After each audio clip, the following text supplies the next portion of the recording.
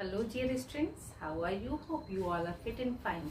मैं शिवानी भारद्वाज वेलकम करती हूँ आपका अपने channel Disha computer short hand classes में, जहाँ पर मैं आपको शॉर्ट हैंड से रिलेटेड वीडियोस को अपलोड करती हूँ। आज का जो वीडियो है बेसिकली मैं आपको साउंड की इंफॉर्मेशन दे चुकी हूँ कि शॉर्ट हैंड में साउंड्स का क्या रोल होता है, साउंड्स आप कैसे यूज़ करते हैं, साउंड आप कैसे प्रोनाउंशिएट करते हैं। ठीक है, आज का जो वीडियो है, इस वीडियो में मैं आपको बताने वाली हूँ फॉलोइंग एंड प्रीसीडिंग वॉवल्स। ठीक है, मतलब साउंड जो हमने आपको समझाए हैं वो साउंड शब्दों में पहले भी आते हैं और बाद में भी आते हैं। जब पहले आते हैं तो हम उनको किस तरह से प्रोनाउंशिएट करते हैं, और जब वही साउंड उस शब्द में बाद में आती है तो हम उसको किस तरह से पढ़ेंगे। तो ये चीज़ें सबसे इम्पॉर्टेंट होती हैं आपको किसी भी साउंड को समझने और पढ़ने के लिए। तो चलिए अभी हम शुरू करते हैं कि हम किसी भी साउंड को जो कि शब्द में अगर पहले आ रही है तो, और अगर बाद में आ रही है तो हम उसको किस तरह से लगाकर पढ़ेंगे और उसकी डेफिनेशन क्या बनेगी जाके। तो without wasting a single minute of time video को लास्ट तक देखिएगा, पूरी तरह से अच्छे से समझिएगा। कोई भी डाउट होता है तो कमेंट बॉक्स में जरूर पूछिएगा। अभी हम शुरू करते हैं अपना वीडियो, जिसमें कि मैं आपको एक्सप्लेन कर रही हूँ प्रीसीडिंग एंड फॉलोइंग वॉवल्स। और वीडियो को लास्ट तक देखिएगा, जहाँ पर मैं आपको एक टिप भी देने वाली हूँ आपकी शॉर्ट हैंड की, इवन जो बिगिनर्स हैं उनके लिए। तो चलिए अभी शुरू करते हैं हम अपना वीडियो। देखिए, साउंड अगर मैं आपको कहूँ तो किस तरह से होते हैं, बेसिकली 12 साउंड होते हैं जो कि 2 फॉर्मेट में डिफाइन होते हैं। पहला जो फॉर्मेट होता है आपका वो क्या होता है, dark bobble and light bobbles. 6 sections में डिफाइन होते हैं। 6 सेक्शंस जो होते हैं वो आपके डार्क होते हैं, 6 सेक्शन जो होते हैं वो आपके लाइट होते हैं। साउंड का प्लेस हमने बताया था, कितने वॉबल्स हुए आपके 12। ठीक है, divide into 6 sections, dark and light.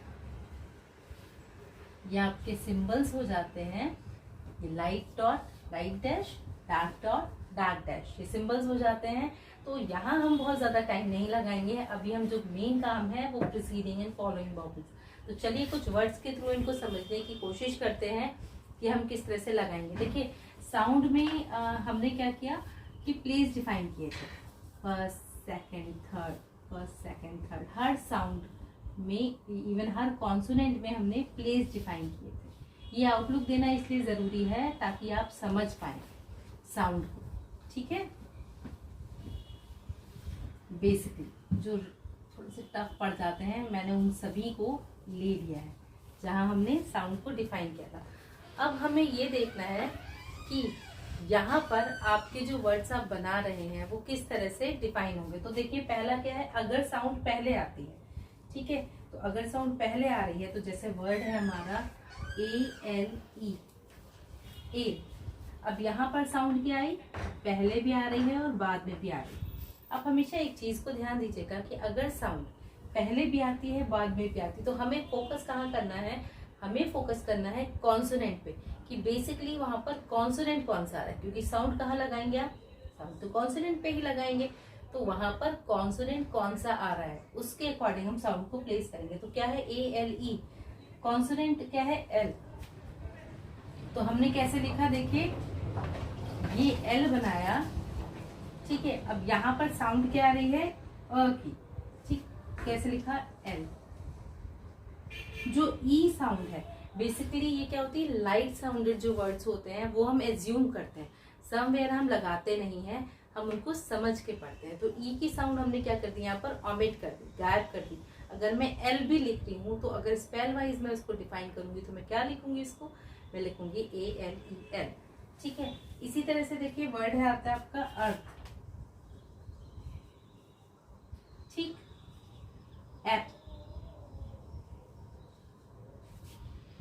As.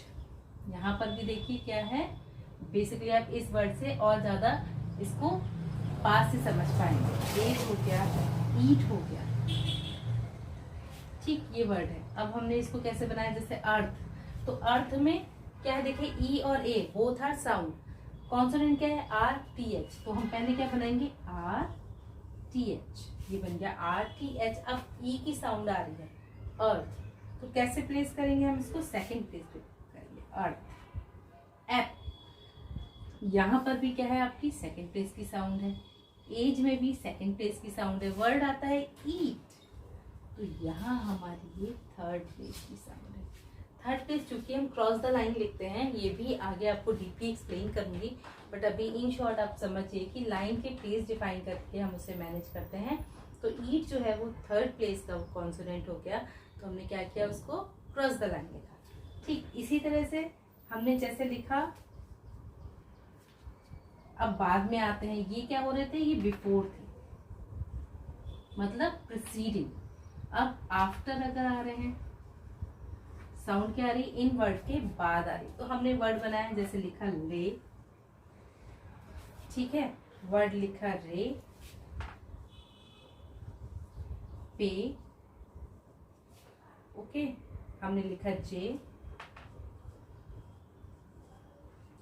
और हमने लिखा शू।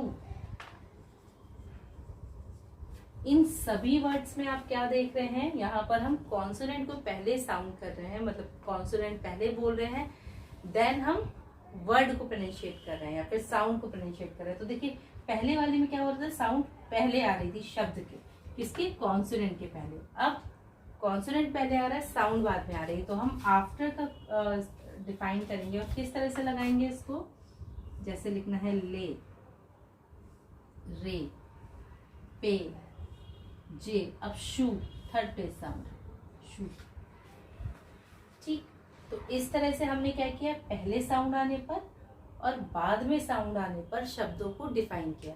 तो इसी तरह से जब भी आप साउंड का यूज करेंगे, गला थोड़ा सा खराब हो रहा है, इवन कल तो बहुत ज्यादा स्वेलिंग थी, तो इट मे बी कि साउंड थोड़ा डिस्ट्रैक्ट हो रही हो, बट कोशिश करूंगी कि आपको प्रॉपर सुनाई दे।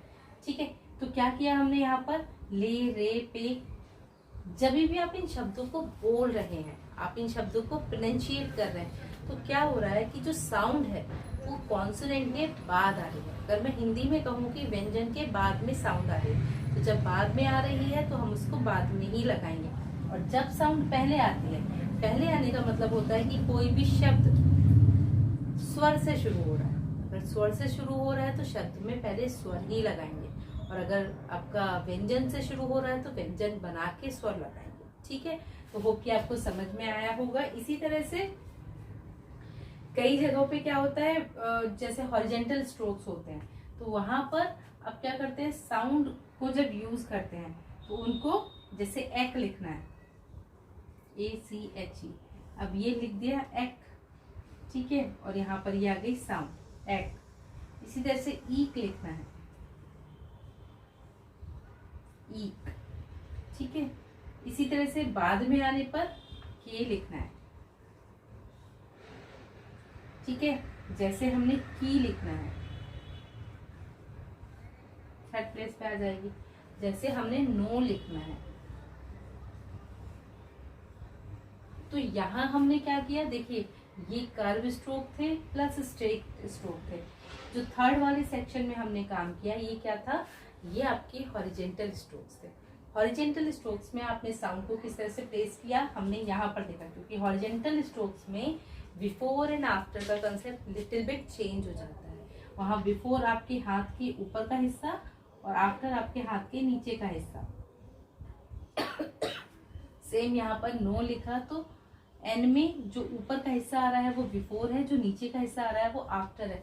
सबसे ज्यादा प्रॉब्लम यही होती है कि हम आफ्टर एंड बिफोर सही से डिफाइन नहीं कर पाते हैं और हम साउंड को प्लेस कर देते हैं, तो उससे क्या होता है कि हमारे शब्द कुछ के कुछ और बन जाते हैं, मतलब गलत हो जाएंगे। सिंपल सी बात है, अगर आपके शब्दों में साउंड सही से प्लेस नहीं होगी तो शब्द तो ऑटोमेटिक गलत होना है। तो इसलिए साउंड को प्रॉपर प्लेस करेंगे, कोशिश करेंगे कि कहाँ पर उसका बिफोर है, कहाँ पर उसका आफ्टर है, वो डिफाइन करके हम वर्ड्स को बनाएं। तो यहाँ पर हमने बॉबल स्ट्रक्चर में प्रीसीडिंग एंड फॉलोइंग बॉबल्स के अकॉर्डिंग वर्ड्स पे वर्क किया।